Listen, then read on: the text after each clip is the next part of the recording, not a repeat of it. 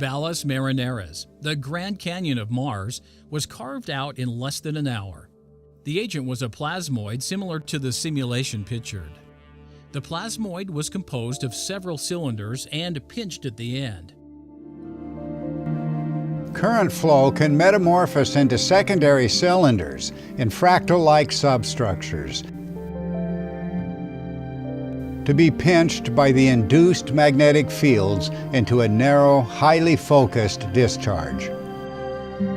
In the largest scale events carving the surface of Mars, we envision multiple columns of charged particles being pinched into a narrow discharge at the surface.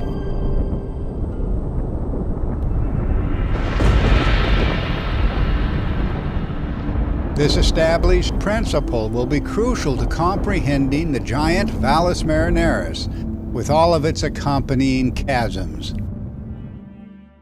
The excavation of Mars during the Exodus, whether or not Valles Marineris was involved, created enormous amounts of rocky debris, some of which fell back to Mars, while some was sent into space and ended up falling upon the Earth.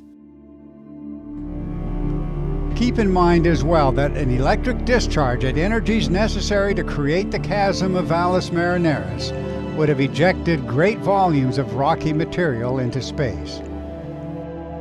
Much of the rocky debris would have fallen back to litter the Martian landscape. And indeed, shattered rock of all sizes across the surface of Mars is a long-standing mystery, and the mystery is resolved by electrical events on a continental and even hemispheric scale. Given the energies of the events, considerable volumes of material would have surely escaped the planet altogether. And what might this tell us about the Mars-Earth connection in our reconstruction of ancient events? Or the surprising discovery that rocks from Mars have fallen on our own planet?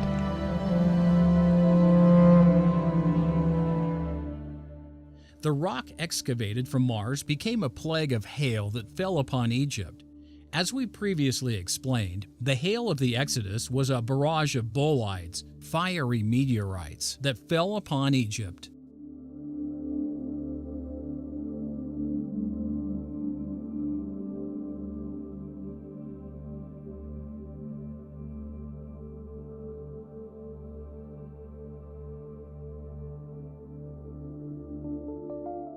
But it wasn't the rock that caused the waters to become blood. It was the dust, and there was plenty of it. In the electrical interpretation, the violent excavation of the surface to create Valles Marineris would have created immense deposits of sediment on surrounding topography.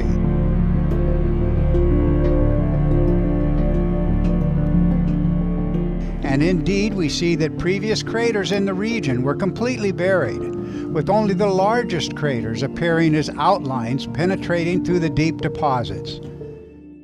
This loose red sediment was then easily lifted from the surface by the electrical force and transported directly to Earth. Plasmoids were not necessary. This laboratory experiment demonstrates the two-way transfer of loose material between two charged elements, the sphere above and the surface below. Lightning discharges are present at times, but material is exchanged with or without their presence.